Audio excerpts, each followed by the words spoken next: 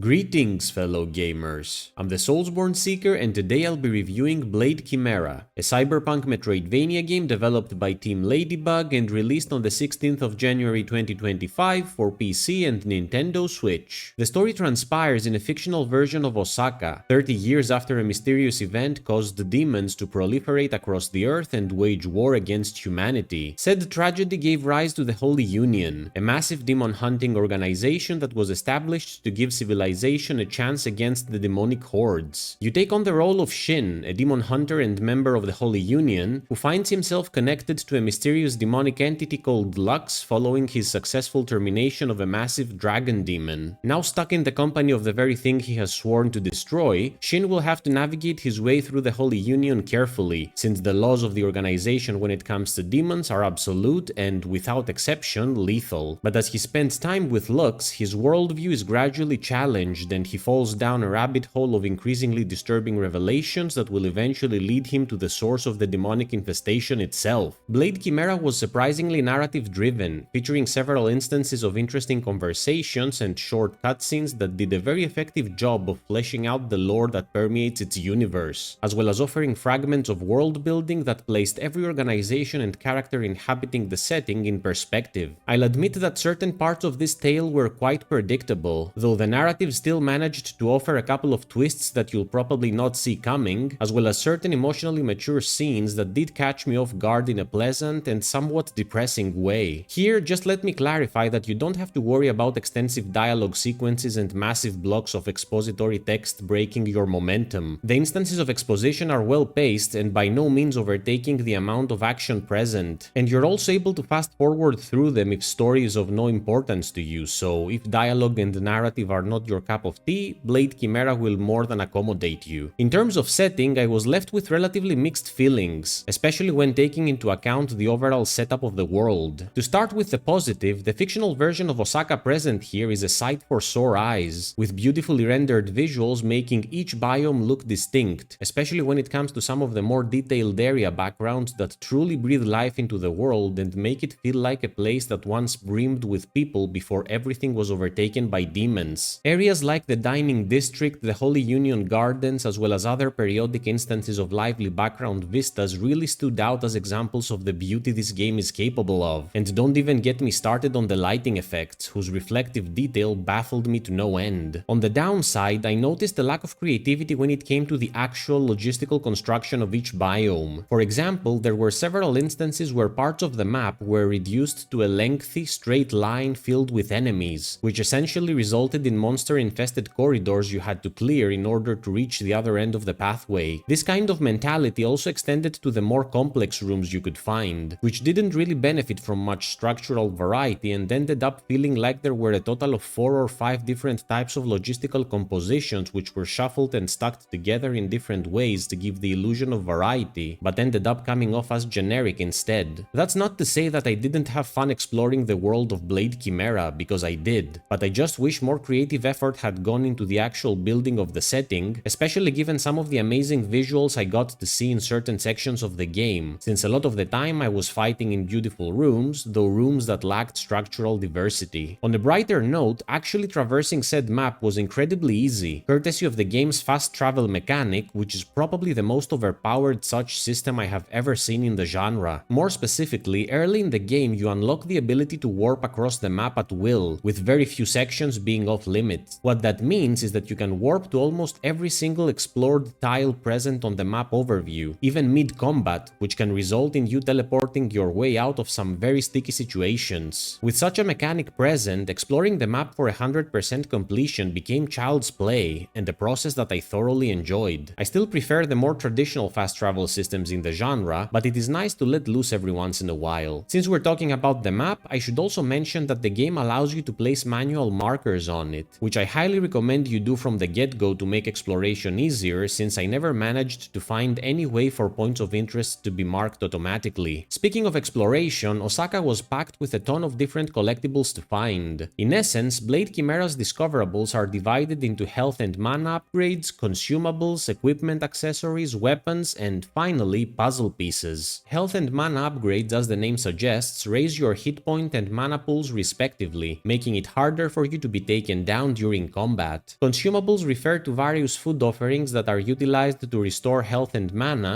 though there are also some rare instances of more specialized items that can provide brief invincibility windows as well as instant character level ups. Accessories refer to items and trinkets which you can equip in order to gain certain benefits, such as increased statistics in terms of attack, defense, and experience gain, as well as more specialized skills like better movement underwater. Weapons are another self-explanatory category and contain a ridiculous amount of both melee and ranged armaments for you to use, all of which I will cover more extensively in the combat section. Finally, puzzle pieces are a special group of collectibles which are necessary if you wish to see the game's true ending. There are a total of 56 such pieces that need to be obtained, with most of them being scattered across the map aside from a few that are obtainable via the game's side mission system. On that note, I do wish to touch upon said side missions a bit, which were another aspect of the game that left me with mixed feelings. These optional tasks become available for you to undertake within the first hour of the game, with all of them offering monetary rewards if completed, and some of them also providing the aforementioned puzzle pieces. My main issue here was the following. While some of these side missions were incredibly interesting and actually provided more lore and story for you to experience, including some interesting optional bosses, the majority of them were either fetch quests or enemy extermination quests, which felt kind of bland. On the positive side, most of these missions were easy for me to tackle since I undertook them near the end of the game when I was already powerful, which, in combination with the aforementioned warping system, took me 1 to 2 minutes each to complete, but I would have still preferred for the majority of them to be meaningful instead of the classic enemy and item hunting ones. Staying a bit more on exploration, there are several traversal abilities you will get to unlock that will open up the map for you, which you obtain via the game's skill tree after spending skill points you gain by leveling up through combat. It is a pretty straightforward and easy to use system, though I will admit I didn't realize I had to get my traversal abilities from it until I was halfway through the game, since I kept expecting to get them from bosses or some special discoverables. But that's really on me and not the game itself. That being said, it did feel a bit less rewarding to get them like that instead of after duking it out with a big bad or finding it in some special place on the map. In terms of platforming, unfortunately there's not much to say here since combat was the clear focus of this game, which demonstrated a near complete lack of any sort of acrobatic segments, so if such sequences are what you're looking for in your experience, you won't find them here. On to combat, Blade Chimera's battle system is simple yet incredibly addictive in a way that reminded me of the good old arcade platformers of the 90s. This is one of the rare Metroidvanias that fully encourage both melee as well as ranged engagement, with the game offering a large number of armaments for both categories, from handguns, shotguns, and semi-automatics all the way to swords, whips, and even a chainsaw. You can have 2 weapons equipped at any given moment, which are assigned to different buttons, so both are always available for you to use. Taking down foes with different weapon combinations was a complete delight and made the whole world my playground as I gained access to increasingly powerful arms. From clearing whole corridors of enemies with a hail of bullets to whipping and slashing foes in frantic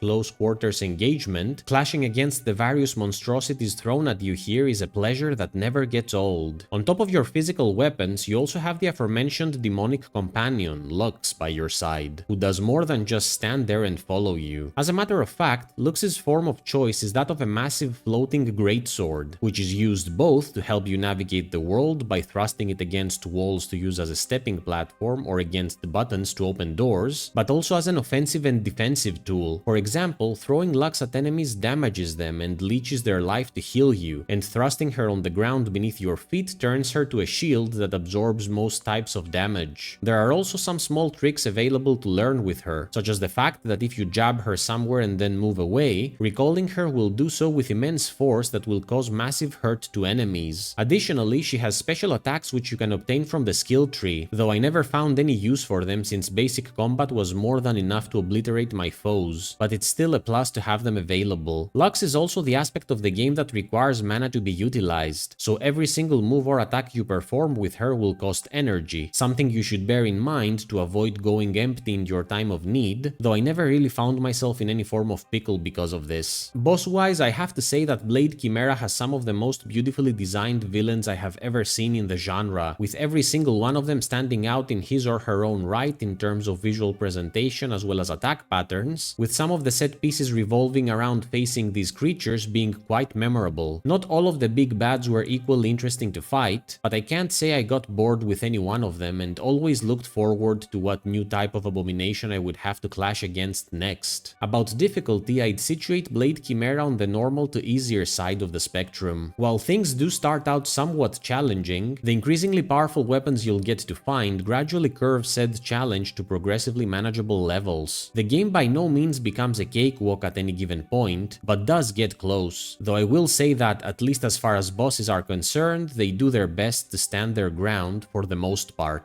When it comes to length, it took me 11.5 hours to complete Blade Chimera with a 100% completion rate, which included all side missions, puzzle pieces, and true ending achieved, along with every single Steam achievement available. For a price of about $20, the game more than justifies its price of admission given its immense fun factor and overall quality. In conclusion, Blade Chimera kept me hooked until the very end. I was pleasantly blindsided by elements of its story, I was dumbfounded by its visual presentation, I had a blast with its addictive and arcadey combat, I loved its bosses and was thoroughly engaged by its exploration. I truly wish they had done a better job of making the room setup feel less generic. I wasn't the biggest fan of many of its repetitive side missions, and it would have been cool to have a few platforming challenges here and there to add some variety into the mix, but don't let any of these issues dissuade you from giving this game a shot. Blade Chimera is one of the most fun and enjoyable Metroidvanias in the market at the moment, wearing its inspirations on its sleeve like a badge of honor while doing its own thing at the same time, effectively creating its own unique identity. My final verdict on Blade Chimera is 7.8 out of 10. What did you think about Blade Chimera? Have you played it yet? Do you agree with the points I mentioned, or do you see things differently? Let me know in the comments below, and please subscribe if you enjoyed this video. As always, thank you so much for watching. Until next time, Soulsborne Seeker out!